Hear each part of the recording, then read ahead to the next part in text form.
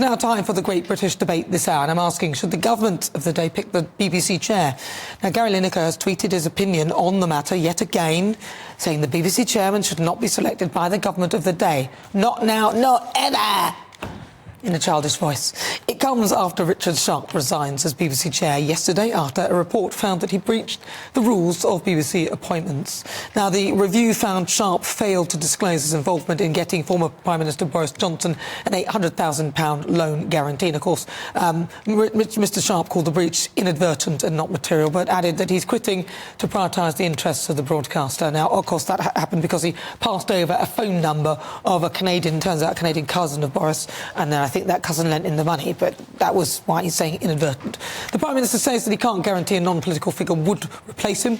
Meanwhile, the former Public Appointments Commissioner, Sir Peter Riddle, suggests that Boris Johnson's role in appointing Richard Sharp should be examined. Even though, to be fair, each political party has appointed somebody who's politically aligned with them up till this moment. So for the Great British Debate this hour, I'm asking, should the government of the day pick the BBC chair?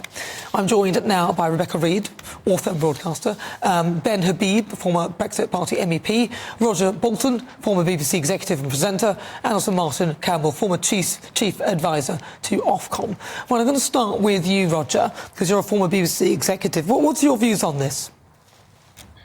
Well, I think that the government of the day will always want to have some big say in the appointment of the BBC chairman. The crucial thing in this case was that it was effectively Reid. I mean, Richard Sharp went and told Boris Johnson before he'd applied for the job that he was applying for it. Number 10 let it be known that Richard Sharp was the favoured candidate. So although the people in charge of the appointments put forward about 4 names and so on, everybody knew what Boris wanted. And lo and behold, Boris got what he wanted. Now, in the past, it was done rather better. Often, if you'd had a chairman from one party, you'd have a vice chairman for another. I think we're in really difficult areas now. I think what should happen is that the Appointments Committee should put forward a number of names. The DCMS, yes, not the Prime Minister, should have a view about who that should be. But then a select committee of the House of Commons should make the final decision so that it's got a cross-party support, and at least 2/3 of that committee should endorse the candidate. So you'd stop a situation where a very controversial candidate could get through because the government had one more vote. But there's not really... Roger, there's not really anything wrong, though, with some... Roger, there's not really anything wrong, though, with somebody preferring a candidate for a job specifically. I mean, isn't that the way life is? I'm going to bring this to Ben Habib, who's a former Brexit Party MEP. What's your thoughts? Well, funny enough, I agree to a great extent with what Roger said. The BBC should be an independent arbiter of the news, if you like. And what you want is someone who is genuinely independently appointed as best you can. And I have great suspicion of lots of these bodies that claim to be independent and have actually, achieved their appointments, like the Electoral Commission, for example, through, a degree of who they know and effectively, therefore, cronyism. And so I do think it should be cross-party. I do think it should be a political appointment, but I think it should be cross-party. And there ought to be a reasonably high hurdle in order to get over the bar to be appointed, so that someone who is controversial doesn't get through, on a minority, on a very small majority. So I think Roger's spot on as far as I'm concerned. And I think that kind of approach, that sort of discipline ought to be, applied more broadly across all these so-called independent bodies we have that have, now control us so much. All right, Martin Campbell, your thoughts? Well, the BBC, it is a state-funded broadcaster, and this is the only position where the BBC itself doesn't have a say in it. And while I would hate to say I feel sorry for Richard Sharp, because I think he was a bit silly in all this, the fact of the matter is that there was no great fuss when Greg Dyke was appointed. There was no great fuss when Gavin Davis was appointed, and they're Blairite card carriers. And the fact of the matter is whoever you put in this position will have their own political views, whether or not they are card-carrying party members. So I think what it does do is show that the whole organisation is not actually 2023 ready. It needs to be looked at all the way through, including this. But I don't see the big problem. Because it's never been a great problem before, so I don't see why it's a big problem now. But the big problem is the BBC itself. Let's go to Rebecca Reid. Rebecca.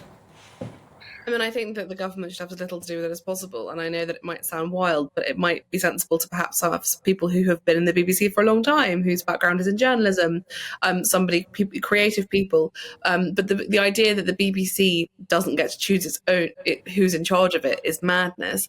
And it should be as internal as possible, with as little political involvement as possible.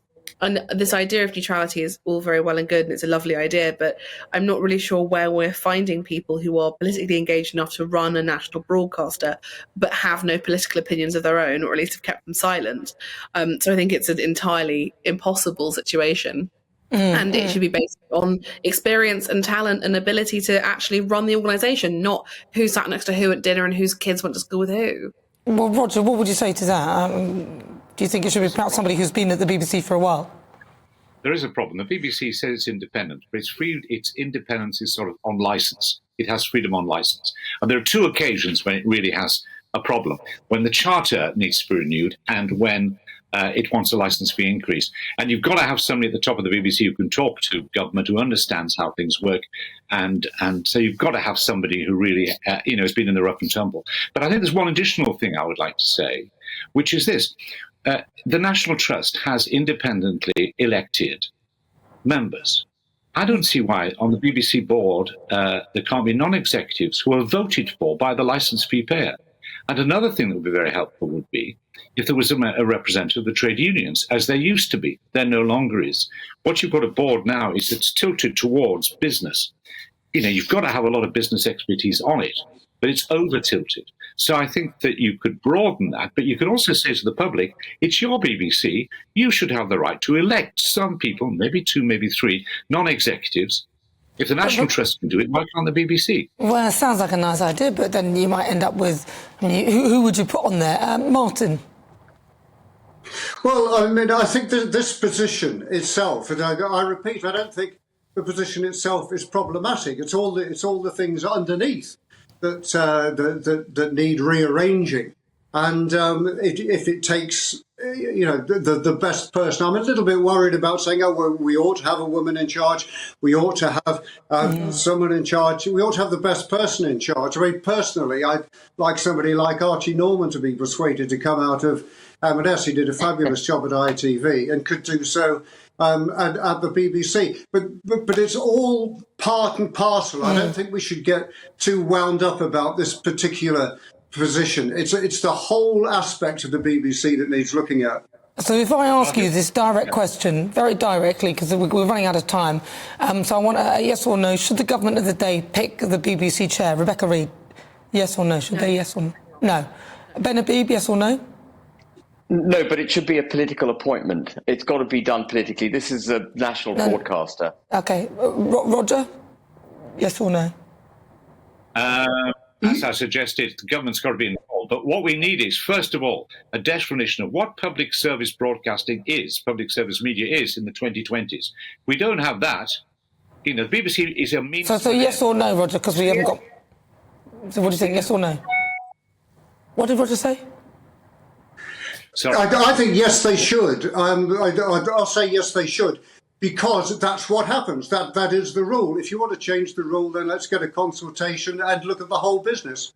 Well, listen, thank you so much for your thoughts. Sorry about that. We're running out of time, but brilliant thoughts, as they are anyway. Thank you so much to the fabulous Rebecca Reid, author and broadcaster. Ben Habib was a former Brexit Party MEP. Roger Bolton, he's a former BBC executive and presenter. And Martin Campbell, a former chief advisor to Ofcom.